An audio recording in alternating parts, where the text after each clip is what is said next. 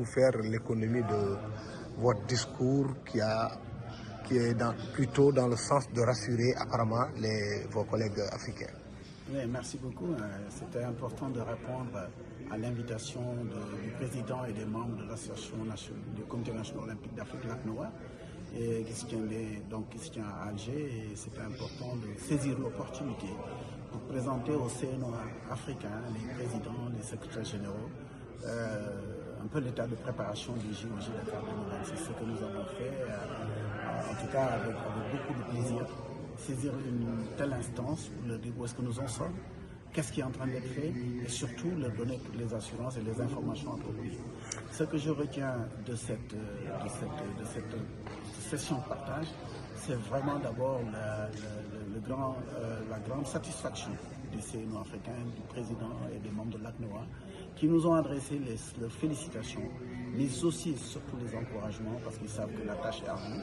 Quand pour les JOJ Dakar 2026, on dit que l'Afrique accueille, Dakar s'élève, et qu'on lui donne un contenu qui corresponde à ce qu'ils attendaient, véritablement, il y a de quoi se réjouir, en tout cas, de notre participation à cette instance. L'étude semble être aussi au niveau du village olympique. Est-ce que vous avez parvenu à convaincre vos pairs, parce que d'autant plus qu'il n'y a même pas eu de question?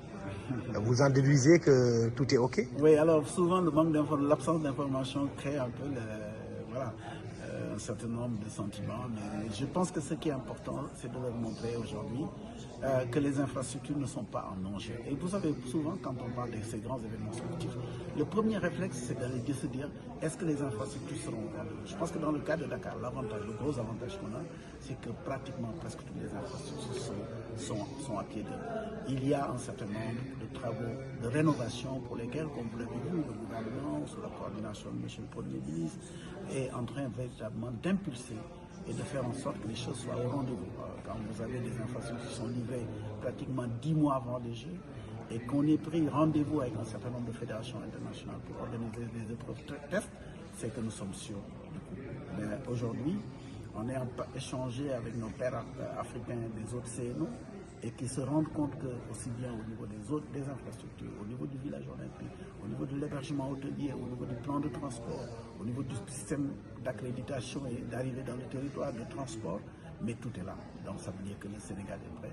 Et en tout cas, ils ont grandement apprécié et c'est réconfortant. Nous avons d'autres rendez-vous pour commencer maintenant sur la partie échange d'informations liées à leur participation, à comment aller à leur donner. Et nous avons un agenda extrêmement clair qui les rassure, en tout cas, et je peux le dire aujourd'hui.